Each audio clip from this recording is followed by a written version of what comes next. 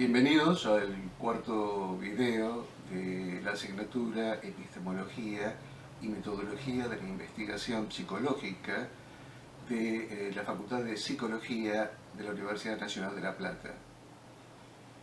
En videos anteriores estuvimos hablando acerca del conocimiento no científico, porque decíamos que era muy importante ponerlo en contraste con aquello que comenzó en algún momento a distinguirse como una forma peculiar, una forma particular de conocimiento, ¿no? El conocimiento científico. En esta última parte de la unidad 1, me interesaba hacerles algunos comentarios respecto de la bibliografía que se pone a disposición de todos ustedes para que preparen esta unidad. Dijimos en algún momento que los libros están hechos para leerse, hemos seleccionado forzosamente algunas partes, y también indicamos que los estudiantes que prefieran profundizar en algún tema, que quieran conocerlo a fondo, va a ser bienvenido y muy valorado por la cátedra. En primer lugar van a encontrar en el libro de Nagel, La estructura de la ciencia, que es un libro clásico, un primer capítulo dedicado nada más que a las diferencias entre el conocimiento científico y el conocimiento de sentido común, con las tesis habituales, una de ellas que dice que hay una diferencia radical, tajante, completa, hay una discontinuidad entre el conocimiento común y el conocimiento científico, y la tesis que dice que lo contrario, que no, que efectivamente el conocimiento científico es una prolongación, hay una continuidad entre el conocimiento común y el conocimiento científico, que el conocimiento científico es el conocimiento común, pero mucho más sofisticado. Así que en las páginas 17 a 33 de la estructura de la ciencia van a encontrar este material, estas ideas, ¿no? El texto de Lindbergh, también propuesto para los teóricos como lectura obligatoria, es este que tengo acá, es La ciencia y sus orígenes, la tradición científica europea en el contexto filosófico, religioso e institucional, desde el año 600 al 1450. Este libro es particularmente interesante, particularmente importante, más que nada por el enfoque histórico que da del conocimiento en general, ¿no?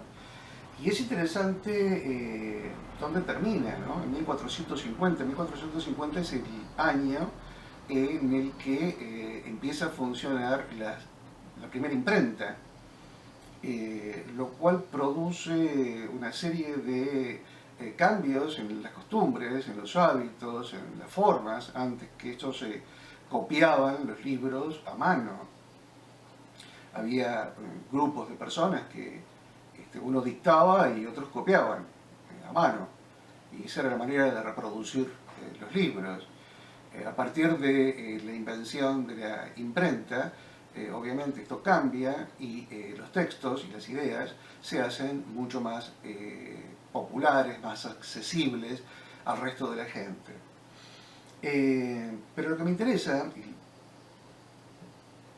fragmento seleccionado como lectura obligatoria de este libro, habla acerca de los conocimientos de las culturas asirio-babilónica y egipcia, sobre todo en matemáticas, porque como dijimos anteriormente en otros videos, no es un conocimiento de tontos, un conocimiento primitivo, un conocimiento inmaduro, es un conocimiento práctico, ciertamente muy atado a las cosas, muy atado a ¿para qué me sirve? ¿No? Si utilizo el cálculo astronómico, por ejemplo, porque quiero predecir las estaciones, quiero orientarme en el espacio, quiero orientarme en el tiempo, quiero tener conocimientos que luego son llevados a la vida práctica. Quiero delimitar territorios, quiero construir edificios, etcétera, etcétera. Para todo eso, para administrar o gestionar un imperio, es necesario llevar una contabilidad, y para llevar una contabilidad hay que llevarla con recursos matemáticos, y eso lo tenía, efectivamente lo tenía. O sea que no, insisto, no eran, hay que prestar mucha atención a eso. Ese fragmento, ese pedacito del libro de Lindbergh lo dice con maravillosa claridad y lo cuenta de una manera muy, muy interesante. El otro texto es el texto de Levi Strauss, que es el primer capítulo de El conocimiento salvaje. El primer capítulo del conocimiento salvaje en Levi Strauss hace un repaso acerca de, trata de dar razón de alguna manera, de los conocimientos de pueblos llamados, entre comillas, insisto, primitivos, en este caso del Brasil, que hizo sus estudios allí, y muestra cómo cada pueblo, cada comunidad, tenía no solamente conocimientos matemáticos, sino conocimientos botánicos, zoológicos, y esta clasificación de botánica y zoología venía dada por los conocimientos de Levi Strauss y por lo que ya estaba constituido en la época de Levi Strauss como ciencia o como conocimiento científico. Por supuesto que eran otra clase de conocimientos, era un conocimiento práctico, era otra vez, era un conocimiento muy atado a la supervivencia, o ligado a la supervivencia, pero no por eso inferior. En muchos casos era superior ese conocimiento al conocimiento científico que uno podía tener a partir de los estudios científicos que se realizaban en botánica y zoología en Europa o en los países avanzados o con una civilización más madura, otra vez, ¿no? Aparecen allí esos términos con los que se califica otro tipo de conocimiento que no sea el conocimiento científico.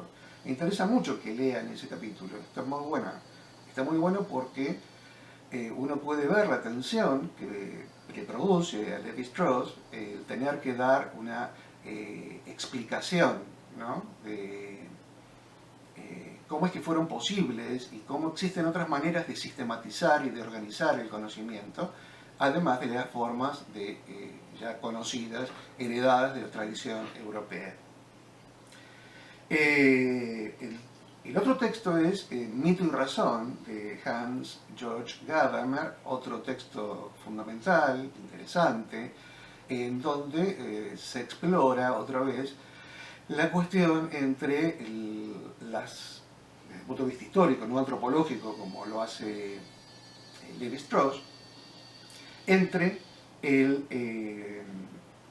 la razón iluminista, la razón kantiana, la razón de la Ilustración, y el pensamiento mítico, otra vez, primitivo, ¿no? Nosotros vamos a reemplazar un poco esa palabra primitivo, vamos a poder decir originario, por ejemplo. Son palabras un poco mejores para describir que era un pensamiento anterior al pensamiento científico, pero de ninguna manera podemos decir, o por lo menos no podemos decirlo fácilmente, inferior en muchos respectos. También altamente recomendable la lectura de eso. Es obligatoria, más que recomendable. Luego está el matriarcado, el prefacio en realidad es la introducción de Linares García, que también lo mencioné en el video anterior.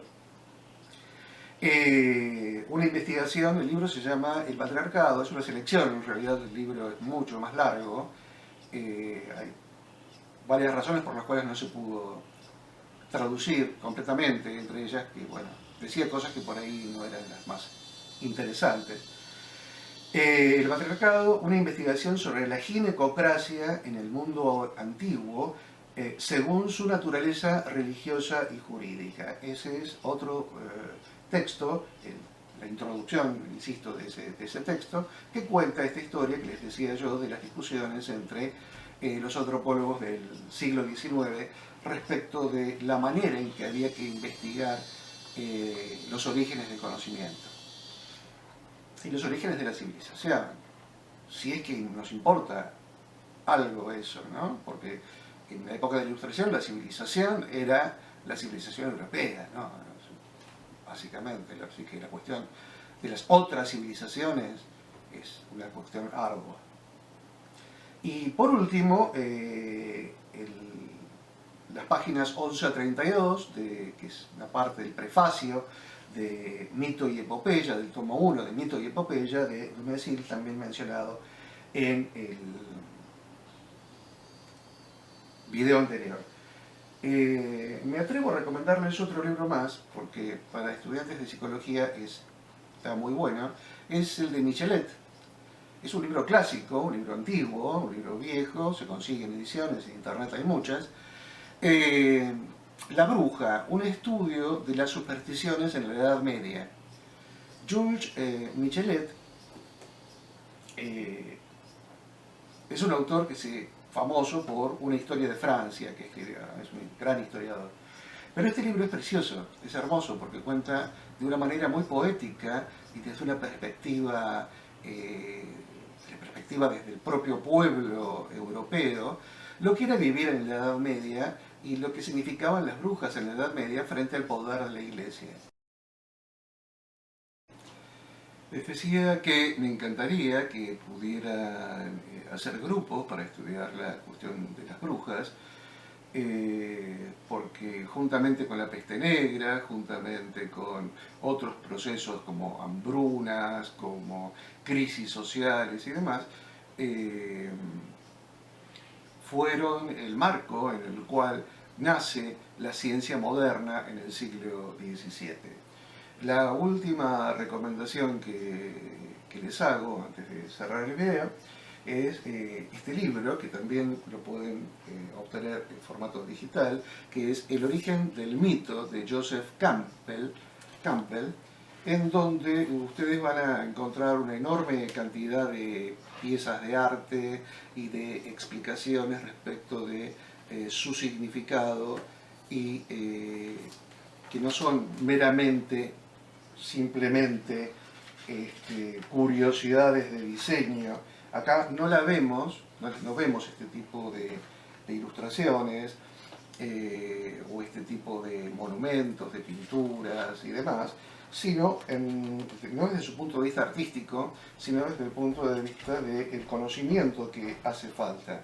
Para hacer pinturas hace falta saber química. Para hacer estatuas hace falta conocer muchísimo acerca de los metales. Para casi cualquier cosa de la vida cotidiana y que formaba parte de la vida de los pueblos antiguos, requería un gran conocimiento, una enorme cantidad de conocimiento para hacer cuchillos, armas, obviamente, para navegar, para construir viviendas, para hacer ropa, zapatos, sombreros, abrigos. La cosa no es, decimos, tenemos que cambiar la visión, o me interesaría mucho que cambien la visión del mundo antiguo y de las civilizaciones milenarias, que dejen de ser como una nebulosa así, donde, bueno, creían pavadas, no creían, no sabían nada. No, sabían muchas cosas. Y les dejo el último hint, porque en el próximo video vamos a hablar de otra cosa muy chocante al lado de todo lo que estoy diciendo ahora. El último tip. Hay una clave, digamos, una clave del estudio de las cuestiones relacionadas con el origen del conocimiento científico, que estaría muy bueno que revisen. Tiene que ver con el punto de vista desde el cual yo relato la historia o cuento la historia. Me gustaría que se queden pensando en